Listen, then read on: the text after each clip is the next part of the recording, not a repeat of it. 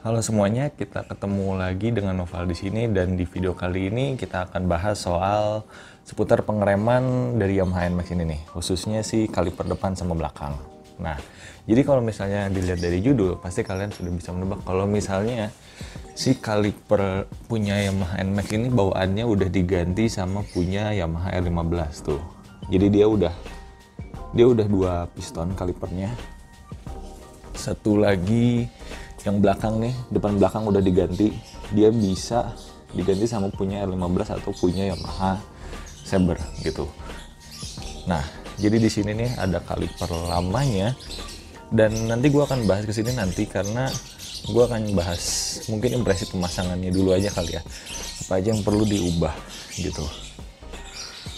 Nah, untuk yang depan sendiri, pemasangan kaliper punya Yamaha R15 atau bisa juga punya Yamaha Sabre ya. Jadi kayak kalian ini bisa milih si kalipernya ini mau warna apa. Kalau misalnya warna hitam, ini kalian bisa pakai punya Yamaha Sabre, atau kalau misalnya kalian ini mau warna emas, bisa punya pakai Yamaha R15 yang V2. Dia kan masih warna emas tuh kayak Fiction. Nah, soal harganya sendiri, kalau misalnya yang punya Yamaha Saber ini dia lebih mahal. Kalau nggak salah harga mungkin sekarang pertengahan 2020 dia 390-an kali ya. Dan kalau yang R15 justru itu dia lebih murah. Dia ada di angka 240 atau 250 lah gitu. Dan di online juga harganya ya mirip-mirip segitulah. Jadi kalian bisa timbang-timbang mau tetap di warna hitam atau di warna emas, itu selera masing-masing. Nah, balik lagi ke pemasangan. Untuk yang bagian depan ini dia sebenarnya bisa langsung pasang full unit ya. Jadi kan kalau misalnya kita beli di dealer set kaliper ini kan dia isinya kaliper, kampas, sama si bracket yang nempel ke suspensi ini kan. Nah, dia itu udah seset, tinggal pasang bisa. Cuman tetap perlu ada penyesuaian sih biar lebih enak. Nah, jadi yang si pengikat speed sensor ya atau ABS sensor kabel ini, si pengikat kabel ini perlu di posisinya perlu agak dibikin lebih, kan mungkin asalnya terlalu gini ya, dibikin lebih tegak atau lebih maju gitu. Jadi nih di sininya nih, bagian yang sini ini dipapas dikit, jadi biar si kabelnya bisa lebih maju. Nah, nanti dia biar si kabel ini aman dari kaliper nih, soalnya kan kaliper dia kalau lagi fungsi kan dia geser kanan kiri kan. Nah, ini biar nggak ada kontak aja sih, biar area kosongnya, biar clearance-nya makin gede aja gitu, makin aman. Terus lebihnya ya nggak ada lagi sih, kayak ganti kaliper biasa aja gitu. Dan yang depan tuh udah gampang lah, tinggal penyesuaian di bagian sininya aja. Nah, terus lanjut ke bagian belakang. Nih, yang belakang itu dia juga bisa diganti. Tuh, tapi walaupun yang belakang dengan catatan si kaliper bracket kalipernya itu dia nggak dipakai tuh. Jadi kayak bracket kalipernya tetap yang bawaan NMAX, karena kan dia beda kan dudukan bracket kalipernya tuh, dia duduknya tuh dua nih. Di baut sini yang atas sama baut yang sini nih duduknya. Sementara kalau yang punya yang depan kan tadi beda kan duduknya, dia nggak sejauh ini gitu, dia lebih kecil lagi. Dan ini pakai yang belakang dia punya Yamaha Saber juga. Jadi yang kalau misalnya buat yang belakang yang dipakai itu cuman yang si kalipernya doang, si bracketnya dia dilepas. Dan sisanya sih udah PNP karena dia posisi pinnya ini nih, posisi pin buat duduk kalipernya itu dia sama, tinggal kalian lepas dan pasang lagi aja. Nah, untuk cara ngelepasnya itu udah gue bikin videonya sih di bagian apa ya, dulu video soal perawatan kaliper itu kan, nanti kalian bisa klik aja di kanan atas biar bisa lepas pasang. Jadi ini udah selebihnya ya tinggal kuras minyak rem dan sebagainya, itu banyaklah referensinya. Dan untuk NMAX sendiri sebenarnya kalau misalnya dihitung butuh berapa banyak minyak remnya, mending kalian siapin banyak aja sih.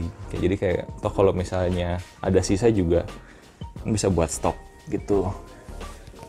Nah, terus Yang jadi pembeda antara si kaliper 2 piston dan 1 piston yang bawaannya NMAX itu, sebenarnya di sini ada 2 keuntungan sih yang gue lihat. Yang pertama, dia kan ada 2 piston nih, tapi dia kalau misalnya kita lihat ukuran pistonnya, 1 piston Yamaha NMAX nih, jadi si 1 piston kaliper bawaan ini dia lebarnya kalau nggak salah 37 atau berapa ya, gue lupa, 3, nanti gue sertain deh.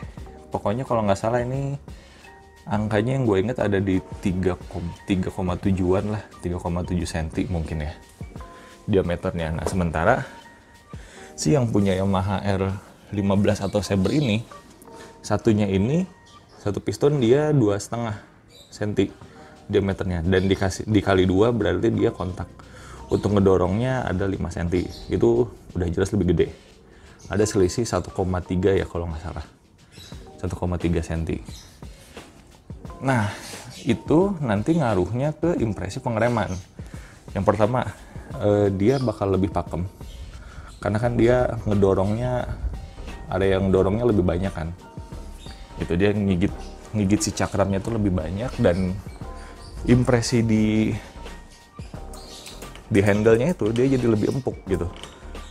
Tuh, empuk depan belakang itu jadi sama-sama empuk. Dan apalagi kalau misalnya waktu pertama kali ganti ya, ini kayak handle-nya tuh rasanya tuh empuk banget. Empuk banget, dan ini dalam banget gitu waktu pertama-pertama. Tapi kalau misalnya udah dipakai, dia udah enak lagi sih, tuh udah mulai gigit lagi.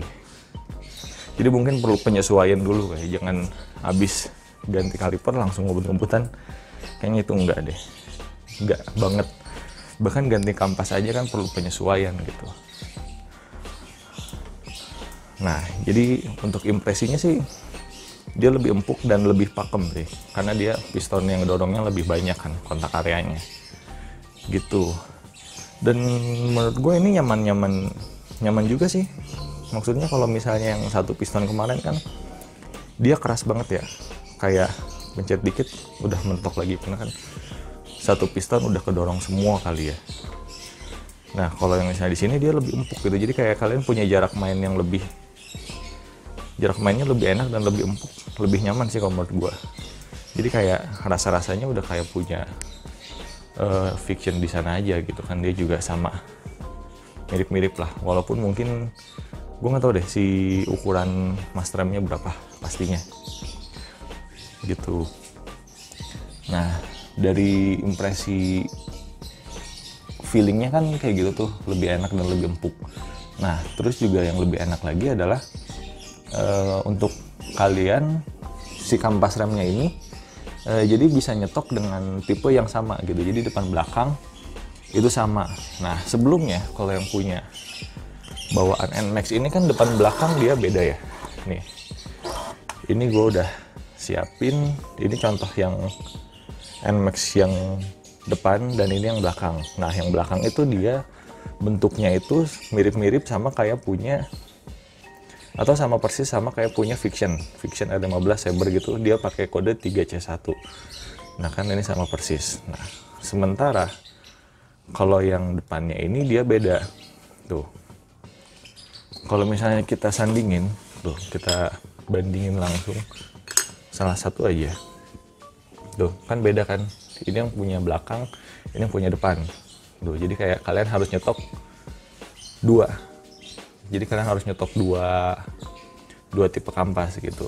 Sementara kalau misalnya kalian udah ganti yang punya pakai apa kaliper Saber atau R15 ini, kalian tinggal nyetok ya yang model 3C1 aja gini gitu, depan belakang sama. Itu sih keuntungannya. Kalau menurut gue itu keuntungannya, karena lebih enak aja gitu.